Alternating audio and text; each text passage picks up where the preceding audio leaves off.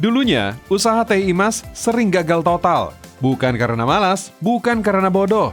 Tapi karena dikhianati oleh oknum karyawan dan orang-orang yang tidak amanah. Rugi sampai ratusan juta, hingga Teh Imas nyaris putus asa. Terjerumus dalam jalan pintas, bahkan sempat masuk praktek syirik. Tapi alhamdulillah, Allah sayang banget dengan beliau. Berkat taubat sungguh-sungguh, merutinkan sholat taubat dan sholat hajat. Hatinya dibersihkan, hidayah diturunkan.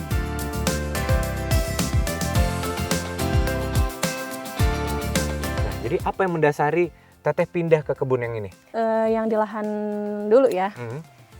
Kita tuh lahannya enak, sebetulnya sama aja kayak gini, produksinya juga bagus Mas kalau yang waktu itu. Pada saat mau panen di sana Mas, kita kena dicuri orang panenannya, hasil kebunnya. Hampir tiap hari itu kan kita di sana tuh pola tanam Mas, jadi kita ngelola 1,2 hektar lah di sana.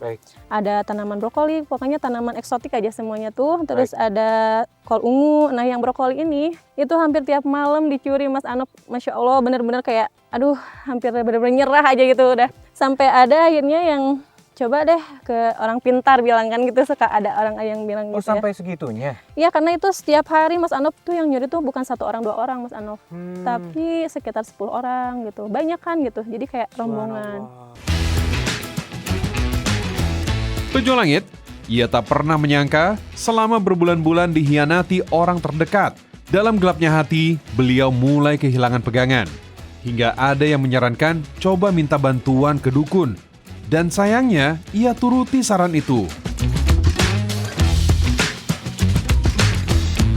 Itu berapa lama berlangsungnya? Itu kejadiannya mungkin 1 tahun ya Mas ya. Kita tuh pasang CCTV gitu, terus sampai ada yang jaga juga di kebun. Tapi ya nihil belum ketahuan gitu. Terus ada tuh dari karyawan kayak ya udah Teh katanya coba aja lari ke orang pintar katanya gitu. Ya kita udah putus asa banget, udah pengen cari tahu aja siapa yang nyuri, tapi hasilnya tuh bener-bener makin menjadi Mas waktu itu. Kita percaya sama yang kerja, akhirnya kita udah nyantai, akhirnya rada agak nyantai tuh.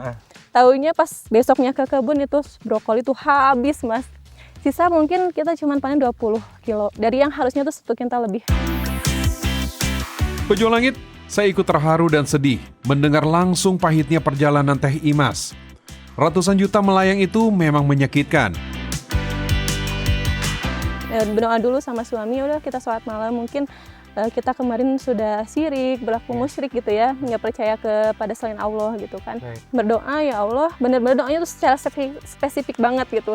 Kalau yang dulu mungkin cuma berdoa ya Allah minta lahan yang bagus gitu kan, tapi tidak dengan lingkungannya gitu Mas Anop. Kita berdoa minta lahan yang bagus, minta ada airnya mudah gitu kan, minta orang-orang yang baik juga gitu, yang bener-bener ngelindungin kita gitu, mau bekerja sama-sama kita gitu. Alhamdulillah setelah mungkin ada beberapa bulan lah, 3 bulan, ketemulah lahan di sini gitu. Pejuang Langit, ujian berat ini jadi pelajaran mahal buat Teh Imas. Ternyata saat Allah menguji, jiwa kita itu sangat rapuh. Kalau tidak cepat sadar, sangat mudah terjebak ke dalam kesesatan. Saya jadi ingat nasihat guru saya. Katanya, mendatangi dukun itu bukan cuma memutus harapan dari Allah, tapi juga merusak hubungan dengan Tuhan. Nabi Muhammad SAW bersabda, siapa yang mendatangi dukun, lalu percaya dengan ucapannya, maka sholatnya tidak diterima selama 40 hari. Jalur langitnya tuh yaitu kita sholat taubat dulu Mas, terus sholat tahajud gitu. Kemudian pada saat kita meminta lahan yang bagus tuh kita sholat hajat. Sebelum nyari lahan juga sholat duha dulu gitu, baca dulu Al-Waqiah gitu. Pejuang Langit, pada akhirnya Teh Imas kembali ke fitrah imannya. Beliau sadar, semua yang dimiliki hanyalah titipan Allah, dan kepadanya lah segala urusan harus diserahkan. Nasib, harapan, dan jalan hidup hanya pantas digantungkan pada Yang Maha Kuasa.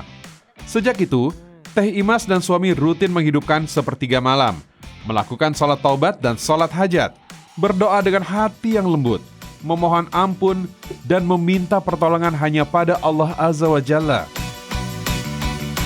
Rasulullah SAW bersabda, Tuhan kita, Allah Ta'ala, turun setiap malam ke langit dunia di saat sepertiga malam akhir. Kemudian Allah berfirman, siapapun berdoa kepadaku, akan aku kabulkan. Siapapun meminta kepadaku, akan aku kasih. siapapun meminta ampun kepadaku, akan aku beri ampunan. Masya Allah, di tahun 2022, doa-doa yang dulu dipanjatkan di sepertiga malam, satu persatu dikabulkan Allah Subhanahu wa Ta'ala.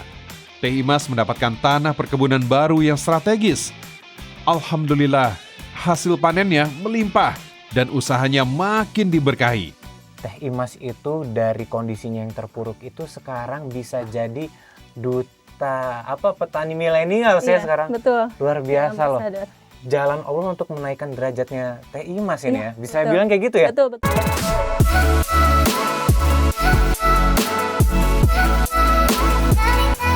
Keberkahan tidak berhenti sampai di situ, Pejuang Langit. Hasil panennya luar biasa, berkualitas premium, hingga berhasil tembus ke pasar mancanegara. Allahu Akbar.